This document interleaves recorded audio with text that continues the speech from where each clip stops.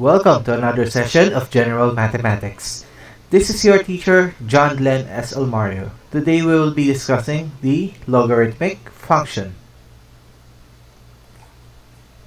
For your lesson objectives, after going through this lesson, you are expected to review that the logarithmic function is the inverse of an exponential function. Analyze the basic logarithmic function by identifying its domain, range, intercepts, zeros, and asymptotes.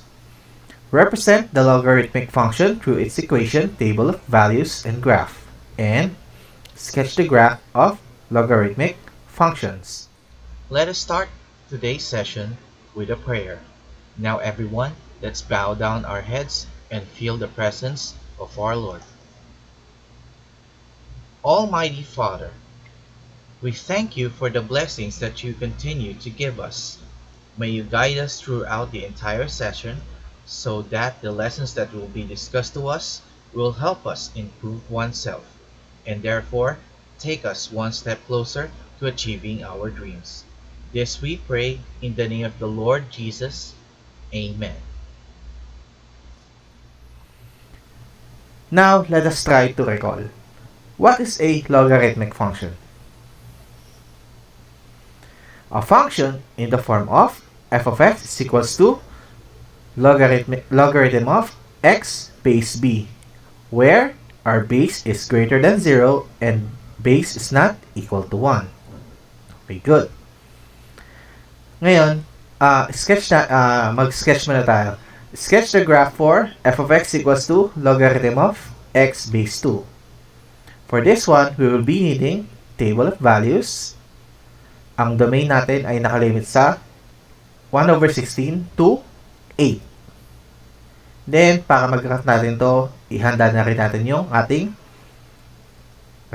yung graphing pad natin. Okay? Ngayon, sasolve na natin yung ating range na to. Okay? So, for this one, paano natin siya sasolve? Isa-substitute lang natin yung value ng x dun sa equation. Okay? Dun sa function. So, we will be using a scientific calculator for this one. So, for the first one, logarithm of 1 over 16 base 2, saan siya equal? Negative 4. Plot natin siya doon. Good. For 1 over 8, x equals to 1 over 8. Ang ating y is equal to negative 3. Pa-plot naman natin yan doon. For when x is equals to 1 over 4, ang y natin ay very good. Negative 2. Plato din natin yan. Next, when x is equals to 1 half, ang y natin ay galing. Negative 1. So, ipa-plot lang uli natin yan doon. Ayun. Next, kapag ang x natin ay 1, logarithm of 1 ay equal sa, kapag pinalit natin dito ang 1, logarithm of 1 using any base is equals to, very good, 0. So, pa-plot natin yan doon. Logarithm of 2, base 2, same base. Uy, parang property yan is equals to 1. Ayun. Next, logarithm of 4 base 2 is equals to 2. And logarithm of 8 base 2 is equals to 3. Once na-plot na natin yung points, sketch natin yung graph. So, ano ba itsura ng graph natin? Ayan. Yan ang itsura ng ating graph for logarithm of x base 2. Kuha ba? Ayan, nakuha naman. So, ito yung ating graph kanina, logarithm of 2 base x. Logarithm of x base 2. Sorry, etong green na to. Ito naman blue, ito yung ating, pag convert natin to, ito exponential form, this would be what? 2 raised to x. Ayan. So, ito na siya. At ito yung line of reflection, y is equals to x. So, ano napapansin nyo?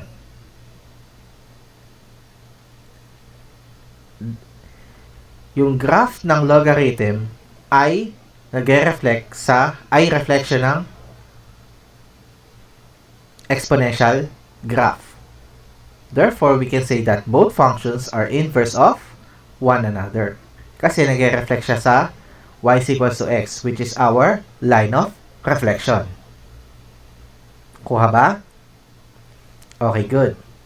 Ngayon, sketch naman natin yung logarithm of x base 0.5. So, kung kanina, greater than 1 yung base, ito naman, nasa pagitan ng 0 at 1. So, check natin. Ayan.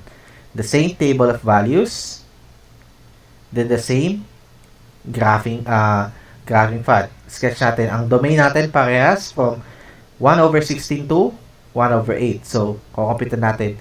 Kung ano yung value dito, isa-substitute lang natin dito. Okay? Let's use let's use a scientific calculator for this one. Logarithm of 1/16 base 0.5 is equals to, very good, 4. Logarithm, bago natin yan, plot muna natin. Asan yan? Ayun siya. Logarithm of 1/8 base 0.5 is equals to 3. Very good. So, plot natin 3. Ayun, yung 3. Logarithm of 1/4 base 0.5 is equals to 2. Plot natin. Ayun. Logarithm of 1/2 base 0.5 is equals to, very good, 1. Bakit naging 1? Kasi ang 0.5, ang fraction equivalent niya ay 1/2. Okay? Saan siya? Ayun. Next. Logarithm of, pag naman ang x natin ay 1, logarithm of 1 base 0.5, and again, logarithm of 1 ay equal sa 0. So, ayun siya. Along the x-axis. Next, logarithm of 2 base 0.5 is equals to -1. Ayun. Bumaba na siya. Then, for this one, logarithm of 4 base 0.5 is equals to -2.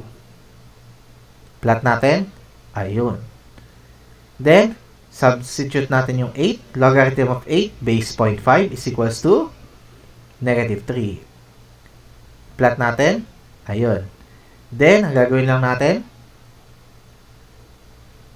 sketch lang natin yung graph. Ang graph niya ay magiging ganyan. Okay, very good. So, check natin. Ayan. So, ito yung graph ng ito yung graph kanina, yung green, logarithm of x base 0.5. Ito naman blue is 0.5 raised to x. Ito naman yung blue na yun. Etong red, ito yung ating line of reflection, y is equals to x. So, ano na papansin nyo sa dalawang graph? Dito sa exponential at logarithmic.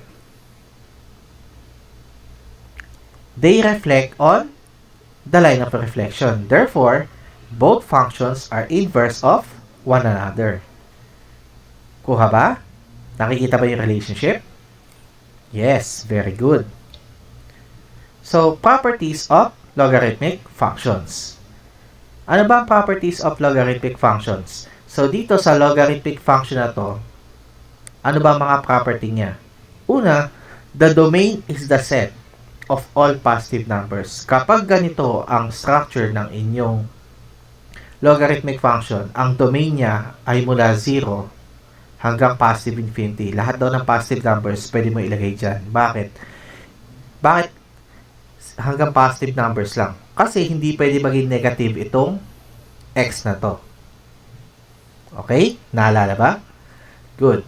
Next, the range is the set of all real numbers. So, ang range daw natin ay lahat ng real numbers from negative to positive. Take note, etong part na to ay pwedeng maging negative. Kuha ba? Good. Next, the x-intercept is 1.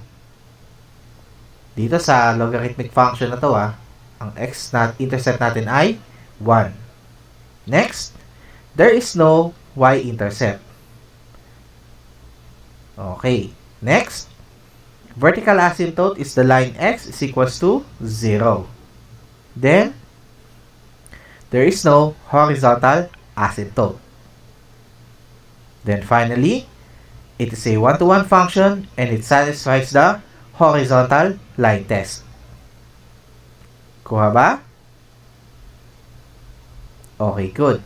Ngayon, para makita natin yung kung di-display nung logarithmic nung properties na to yung sa logarithmic functions, check natin yung parehas na grinaph natin kanina. Yung logarithm of x base 2 at logarithm of x base 0.5. So, yan yung kanilang mga graphs. So, check natin. Ang x-intercept daw ay 1. So, ayun yung 1. Ayun, tumama siya sa 1. Then, same lang dito. Wala daw siyang y-intercept. Hindi siya tumatama sa sa y-axis. Bakit? Kasi yung y-axis mismo, yun yung kaniyang horizontal or vertical asymptote. Kuha ba? Ayan. Very good. So, yung dalawa na yan, di-display niya yung properties ng logarithmic function. Wala itong horizontal asymptote. Wala yung horizontal asymptote.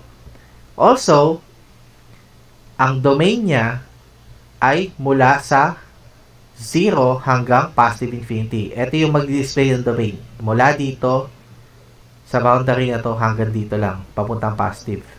Pero kung papasin nyo, ang range niya mula negative hanggang positive. Lumalagpas siya sa y-axis na to.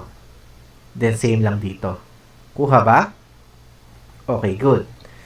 Ngayon, let's tackle graphing transformations of logarithmic functions. Ano ba ang structure ng itsura ng equation sa logarithmic ng transformation ng logarithmic functions? Ito ang kanyang structure. F of x is equals to a times logarithm of x, quantity x minus c, base b plus d. So, ano ba ang nangyayari sa ating logarithmic function kapag nagtatransform? Okay. Sa variable a daw, ano ba ang kanyang transformation na nangyayari? It's either it performs vertical, shrinking, or stretching.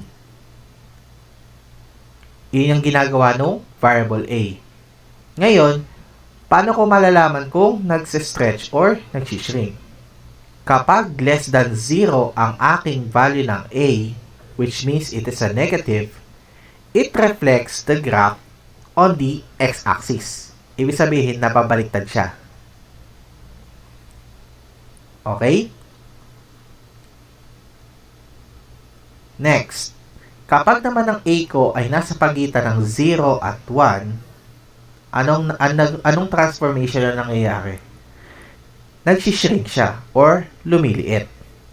Kapag naman ang a ko ay greater than 1, nag-i-stretch siya or humahaba. Kuha? Yun yung transformation ng a. How about kapag b naman or yung base? Anong transformation ang ginagawa ng b or ng base? Ang ginagawa niya ay nag-i-increase or nagde-decrease yung function.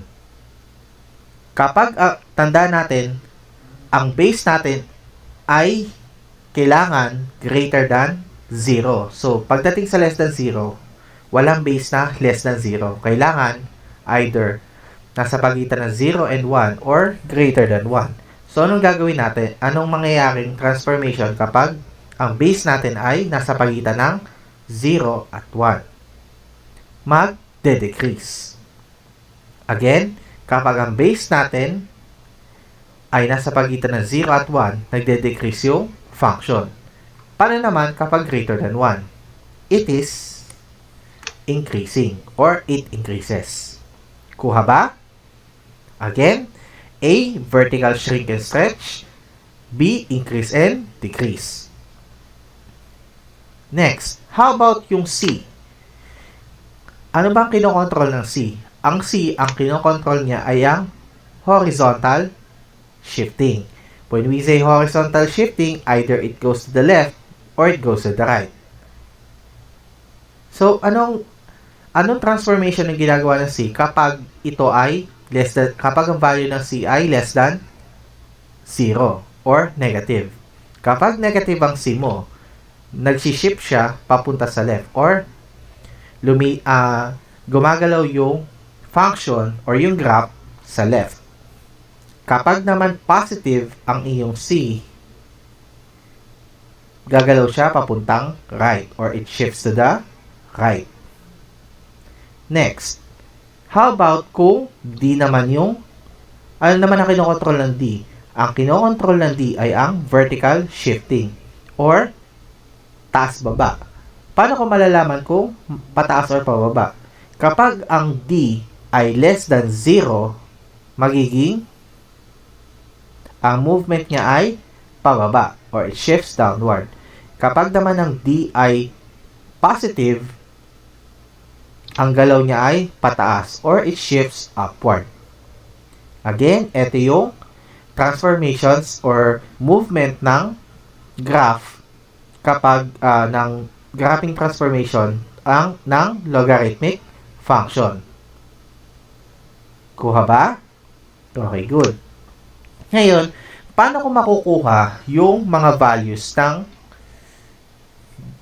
ng domain, range, asymptotes, and intercepts kapag nag-transform na yung logarithmic function? So, ito yung guide.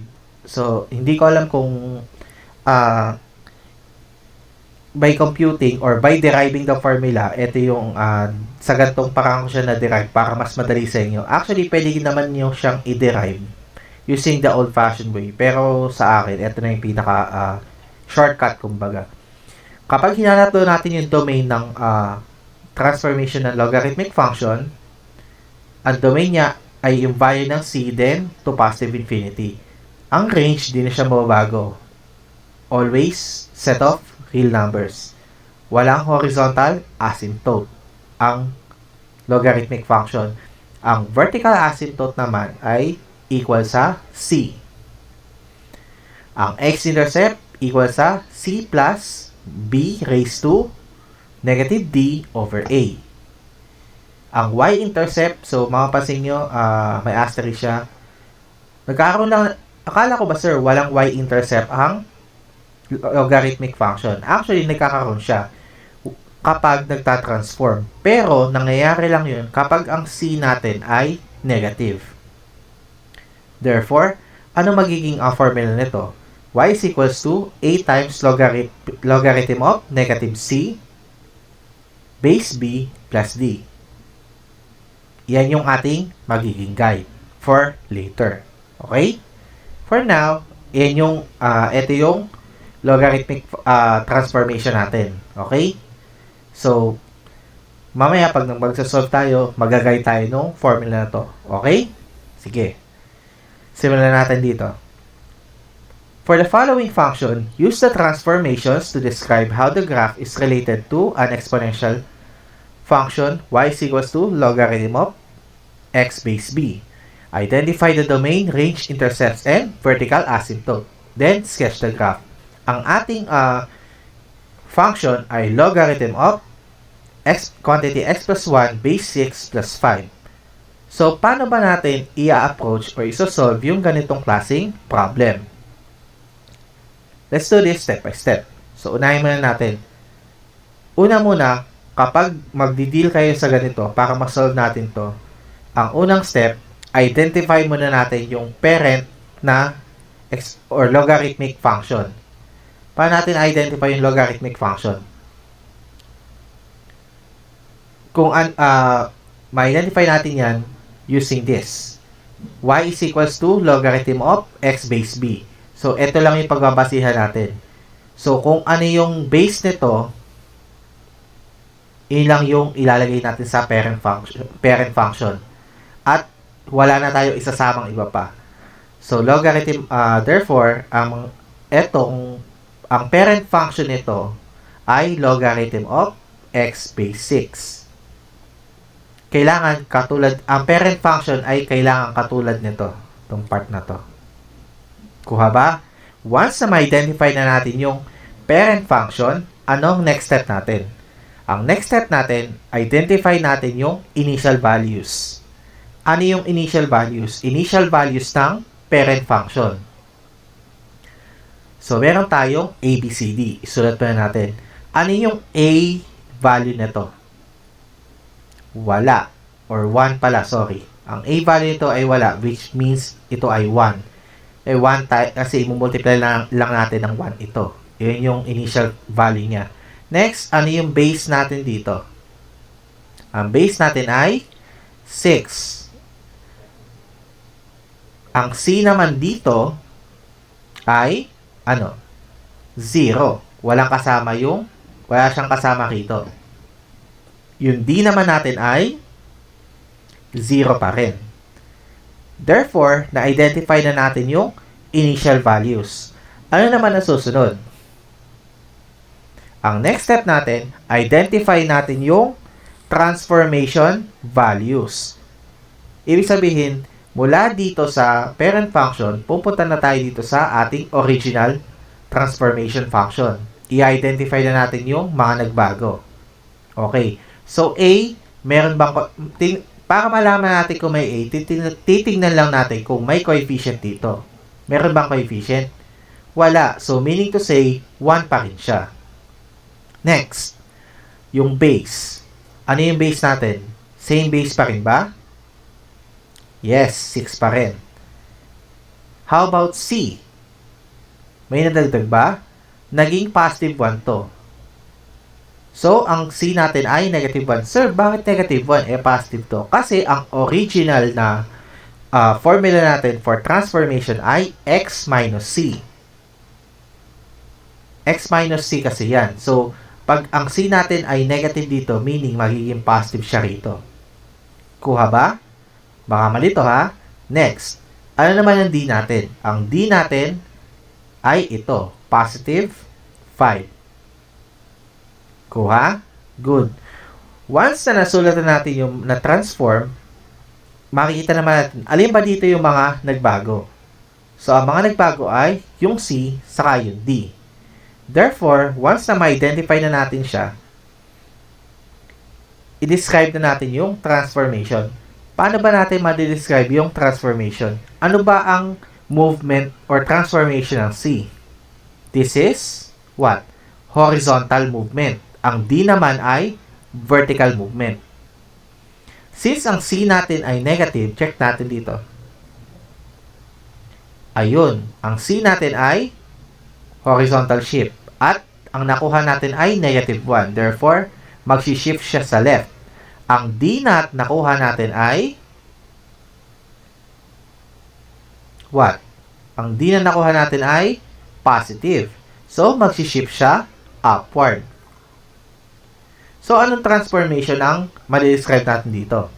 The graph shifted to the left by 1 unit and upward by 5 units. Iyon yung ating transformation. Kuha ba? Kuha. Nasagot na natin yung movement. Ngayon, mag-proceed na tayo sa next question. Let's identify the domain, range, intercepts, and horizontal asymptote of the transformation. Ngayon, paano natin mako-compute yan? Hindi na natin pwede sabihin yung the domain is the set of 0 to positive. Bakit? Kasi nagkaroon na tayo ng transformation. So, gagamitin na natin yung mga formula. So, identify muna natin yung transformation values para copy na lang tayo. Ito yung kukunin lang natin yung mga transformation values kanina. Then, apply na natin siya sa formula. Solve na natin. Anong unahin natin i-solve? Unahin natin yung domain. Ano ba ang formula natin ng domain? Ang formula natin ng domain ay C to positive infinity. Ayun, C positive infinity. Ano ba yung C natin?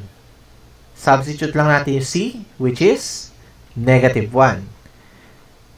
Ito na ba yung sagot natin? Iyan na yung sagot natin. Meaning to say, ang domain natin ay mula negative 1 to positive infinity. Ano naman ang range? Ayon dito sa formula natin, ang range hindi magbabago. The set pa rin ng all real numbers. Kuha ba? Ayun, very good. Next, vertical asymptote. Ano ba ang formula? Paano ba natin makukuha yung vertical asymptote? Sabi rito, kung ano daw yung c, yun daw yung ating vertical asymptote. So, vertical asymptote natin ay x equals to c. Ano bang c natin? Equal siya sa negative 1. So, therefore, negative 1 yung ating vertical asymptote. Kuha ba? Okay, good. Next, x-intercept. Paano tayo kukuha ng x-intercept? Ang x-intercept natin, we can get it using the formula c plus b raised to negative d over a. Saan natin kukunin yung mga values nito? Dito natin siya kukunin. Okay? So, sa substitute lang natin, lahat iyan. Mula dito sa formula nito, magiging ganito. Yung c natin, negative 1, ayun. Yung b natin, 6, ayun. Yung d natin, 5, ayun. Negative siya, negative yung formula niya. Next, yung a natin ay 1. So, ano lang natin yan, i-compute lang natin yan. 6, 5 over negative 5 over 1 is negative 5. And 6 over negative 5 is equals to plus negative 1 plus 6 raised to negative 5 over 1 is equals to negative 0.99998 or almost equal to negative 1. Yan na ba yung sagot natin, sir? Yes. Actually, close siya sa negative 1 pero mas accurate itong 0.998 kasi hindi siya talaga tatama sa negative 1. Kuha? Okay, good. Next.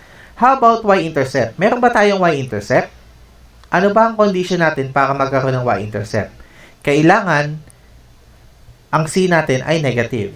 Since negative ang c natin, meron tayong y-intercept. Paano natin kukompute yung y-intercept?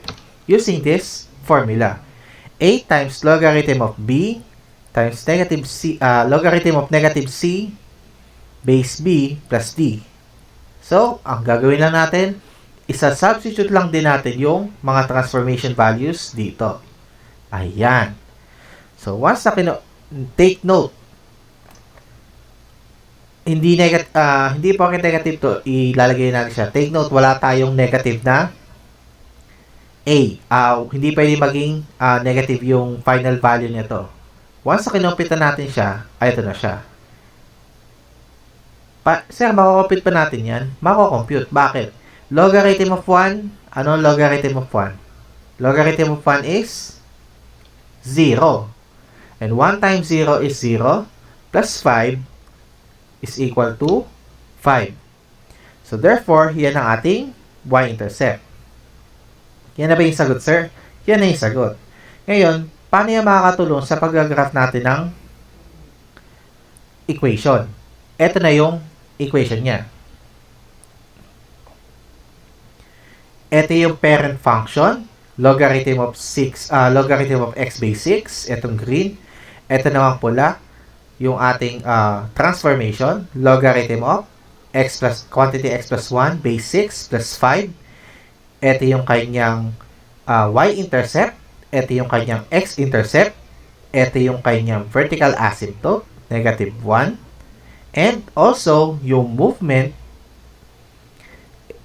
from the parent function, the graph shifted to the left by 1 unit and shifted upward 5 units. So, nakuha ba? Okay, good. Now, let's try another example. Ito naman.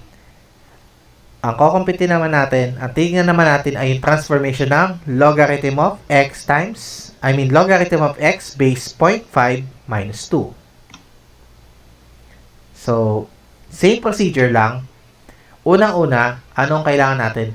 Hahanapin natin yung parent function. Ano yung parent function niya? Yung parent logarithmic function. So, 0.5, pag kinonvert natin to sa fraction, this would be equal to 1/2. Therefore, 1 over 2, ang magiging parent function niya ay logarithm of x base 2. Kasi itong 0.5, again, pwede natin siya convert sa 1/2. Okay? Good.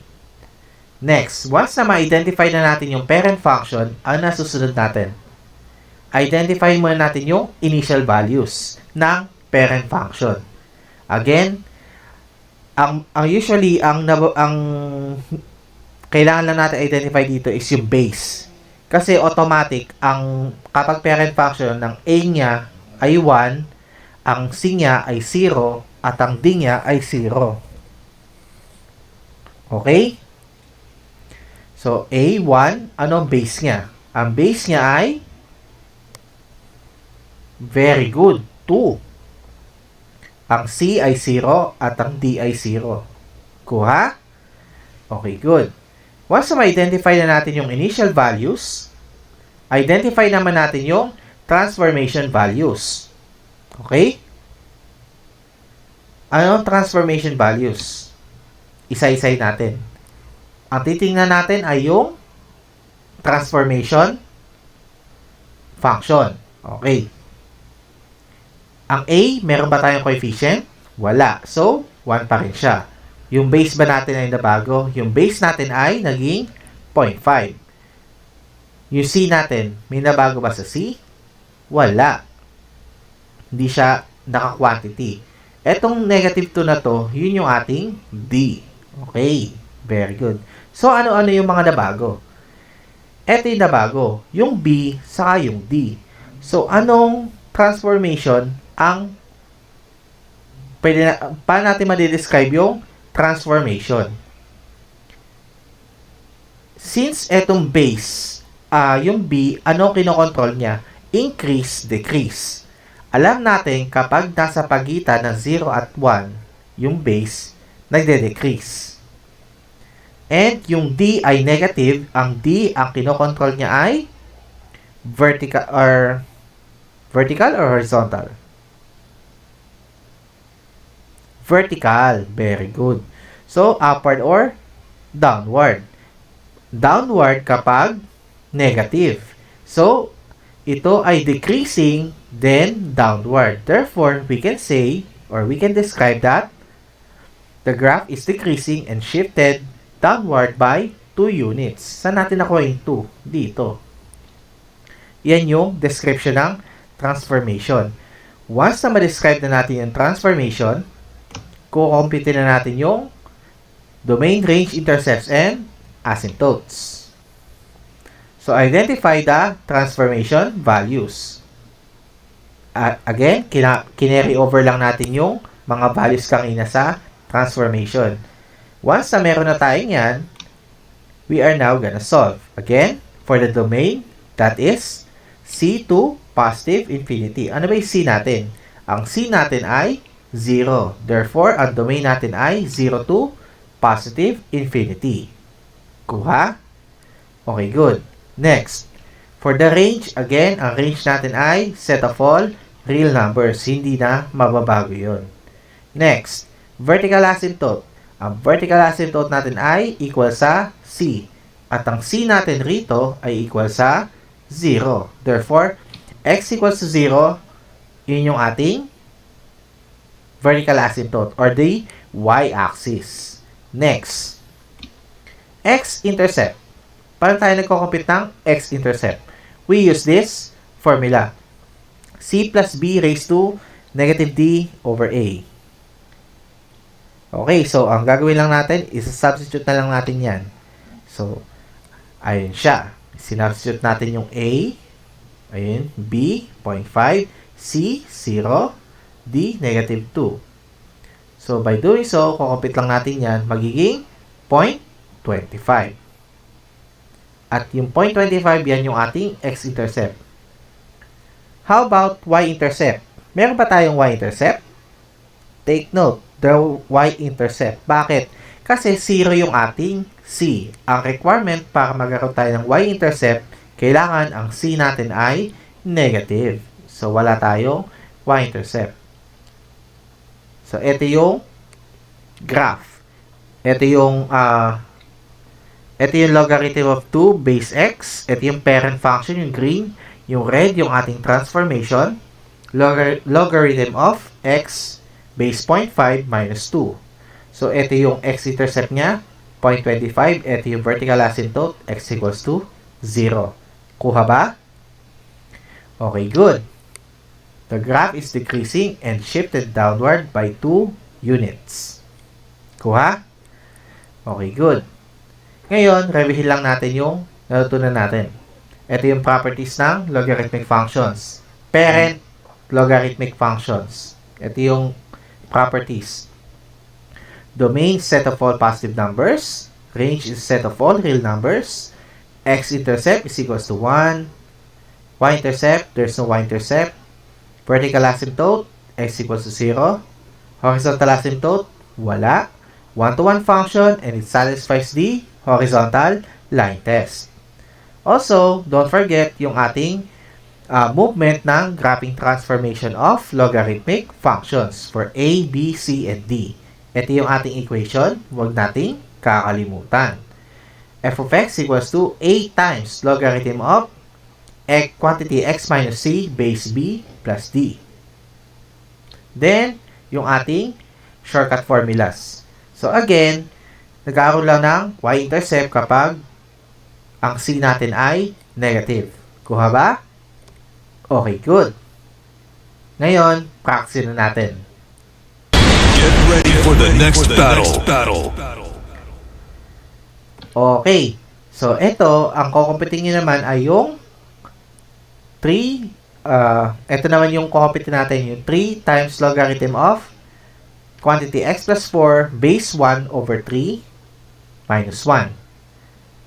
So, gagawin nyo lang step by step. Una, identify nyo yung parent function. Then, compute nyo yung changes. Describe nyo yung movement. Then, compute for the domain, range, intercept, and asymptotes. Then, sketch the graph. Medyo matatagalan kayo dito, kaya pause nyo muna yung video. Then, after nyan, check natin kung tama yung ginawa nyo, okay? I trust you guys. Kayang-kaya nyo yan. Good luck! A few moments later. Okay, so check natin kung tama yung mga pinaggagawa ninyo. So, ito yung ito yung transformation na equation. 2 times logarithm of quantity x plus 4 base 1 over 3 minus 1. So, una, identify natin yung, para ma-solve to, identify muna natin yung parent function. Ano yung parent function niya? Take note, 1/3 na tayo rito. So, ibig sabihin, etong 3 ang magiging base niya. Therefore, ang magiging parent function natin ay logarithm of 3 base x. Logarithm of x base 3, sorry. Then, once na ma-identify na natin yung parent function, identify natin yung initial values. Ano yung mga initial values? Yung a natin dito sa parent function, again, is 1. Yung b natin ay 3, this base. C natin ay 0 at D natin ay 0. Next, identify natin yung transformation values. Yung A, may nabago ba? Pagdating dito, nagkaroon tayo ng coefficient which is 2. Yung B natin ay naging 1 over 3. Yung C natin, nagkaroon tayo rito ng negative 4. Take note, kapag positive ito, negative yon. Okay? Next, ang D natin, ayun, ang D natin, which is negative 1. Ano-ano ba yung mga nabago? So, lahat na yan. So, pag chinek natin yung description ng ating transformation, ito, mula 1 naging 2, so nag-stretch. 3 naging 1/3, so nag-decrease. C, negative, shifted to the left, 4 units. Then, D, negative 1, shifted downward by 1 unit. Ayun. So, yun yung ating description ng transformation. Kuha ba? Natama yung sagot. Very good. Next, identify natin yung domain, range, intercepts, and asymptotes. So, identify natin yung transformation values. Yung na-carry over kanina. Next, apply natin yung formulas. Yung domain, again, anong domain ng logarithmic transformation? C to positive infinity. Ano ba yung C natin? Ang C natin ay negative 4. Substitute lang natin, yun na yung sagot. Ang domain natin ay mula negative 4 hanggang positive infinity. Paano naman ang range? Of course, the usual, ang range natin ay ang set ng real numbers. Good. Next, how about the vertical asymptote? So, sa vertical asymptote, paano natin siya i-check? Ang vertical asymptote ay equal sa C. Ano ba ang C natin? Ang C natin ay negative 4. So, therefore, ang vertical asymptote natin ay negative 4. Good. Next, how about x-intercept? Apply lang natin yung formula na x equals to C plus B raised to quantity negative D over A. So, sa substitute lang natin itong mga values na to dito. Ayan siya. Okay. So, pag kinumpit natin yan, magiging negative 3.4226 ang sagot. Yan yung ating x-intercept. So, may y-intercept ba tayo? Check natin. Only when C is negative. Since negative ang C natin, meron tayong y-intercept. Gagamitin natin yung formula. A times logarithm of negative C base B plus D. Okay? Good. Substitute lang natin yan. Ang makukuha natin sagot ay negative 3.5237. Yan yung ating y-intercept. So, all we have to do now is to sketch the graph. So, yung red na yon, yun yung ating parent function. Logarithm of x base 3. Yung blue na ito naman yung ating transformation. 2 times logarithm of quantity x plus 4 base 1 over 3 minus 1. So, ito yung kanyang y-intercept. Ito yung kanyang x-intercept.